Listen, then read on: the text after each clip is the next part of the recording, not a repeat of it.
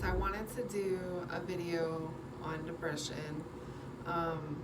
It is something that I have been struggling with for a very long time. I know that I'm not alone. Bear with me because I did write down a lot of what I have to say because I'm still getting used to this whole video thing. So what does depression look like?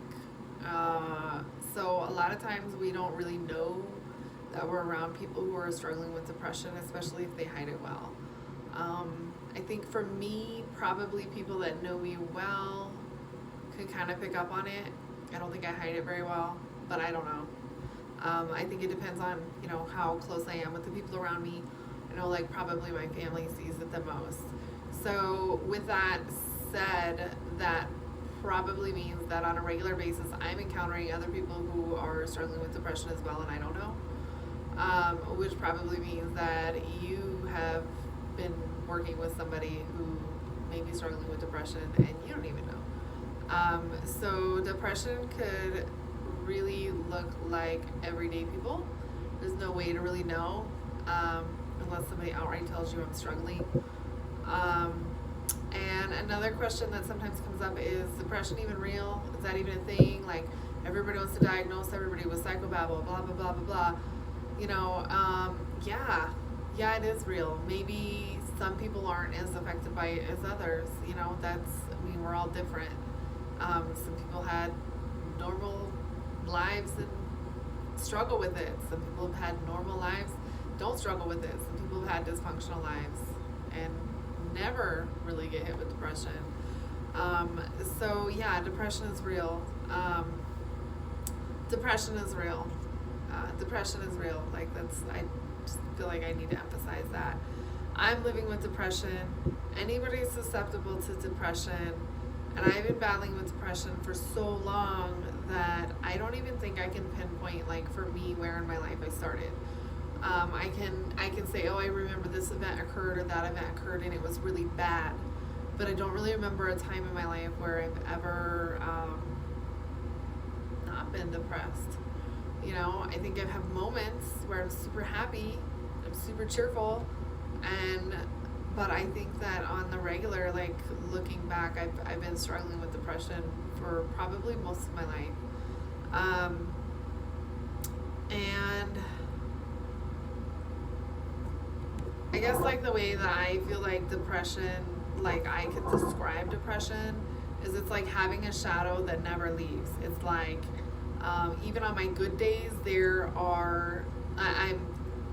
even on my good days, it's like the shadow is still hanging there in the background, like the guest who has overstayed their welcome. It just never goes away, doesn't, no matter what I do, it doesn't completely go away. My depression stalks me like a bad ex-boyfriend who doesn't get the hint when you start ignoring him. That's how I see my depression almost as like I have a relationship with it. And I spend a lot of time reacting to my relationship with it. I function, yes. I have a job, yes. There are days where I am 10 times more tired because of my depression, and I argued all morning in bed before I was even out of bed with my depression, basically having an internal war within my brain about why I don't want to go to work, why I would rather stay in bed. This could go on for 10 or 15 minutes. I could wake up at 4 a.m. and this battle starts. I could wake up at my normal time and this battle starts, where my functioning self says I need to get up and do blah blah blah blah blah today, but my depressed self is like, God, I really don't want to go to work today. And this is where my side chick comes in. My side chick is anxiety. Okay, this is literally how I see my life every day. So my anxiety is like the side girlfriend. She's a stalker, and without her, I don't even get out of bed. If it wasn't for my stalker, I wouldn't get out of bed, but she's my motivator. She's my motivator. That's how I get out of bed, because I can't even get up, but I'm so focused on what did I forget, what isn't done, what needs to be done. Oh my God, I have all these things to do. And then I'm like, oh shit, I'm already awake, so I might as well get up and go, because just sitting here is going to get worse. And then I get up and I go and I function. And you know, it's like having a nag, because you know, I am so focused on what I haven't done or forgot to do that I get up out of bed just to get that nagging voice to shut the hell up. It's she's a nag, she's a nag, she's a nag, it's like a drag. It's a complete drag on my entire day, because then now I've gotten up and I've gone to work, but my anxiety that was my motivator to get out of bed is now like the voice in my head my entire day. The entire day that I am at work or doing whatever I'm doing, even on vacation, whatever I am doing, anxiety is always there with me and constantly questioning everything I say. You know, why did you say that?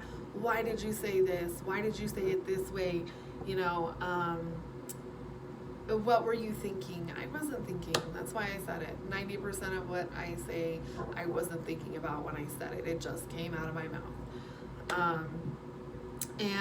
So then I spent all day picking apart everything that I've said, every interaction that I've had, everything that I have done all day long. And it's like two boxers in a ring just going around and around and around and around and around. I have the depression, I have the anxiety, and then you have me. And you know, this is my life, this is what I live.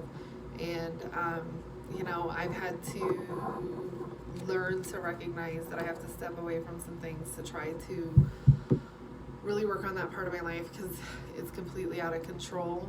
But for anyone who says depression isn't real, well, fuck you, because it is. It is, and I'm sorry if you're offended by my language, but depression is real. It's real, and you know, be lucky that it's not affecting you. So I don't know. I hope this video makes sense to somebody. I hope you know you're not alone, if you can relate. And I don't know. Thanks for letting me share. Thanks for watching.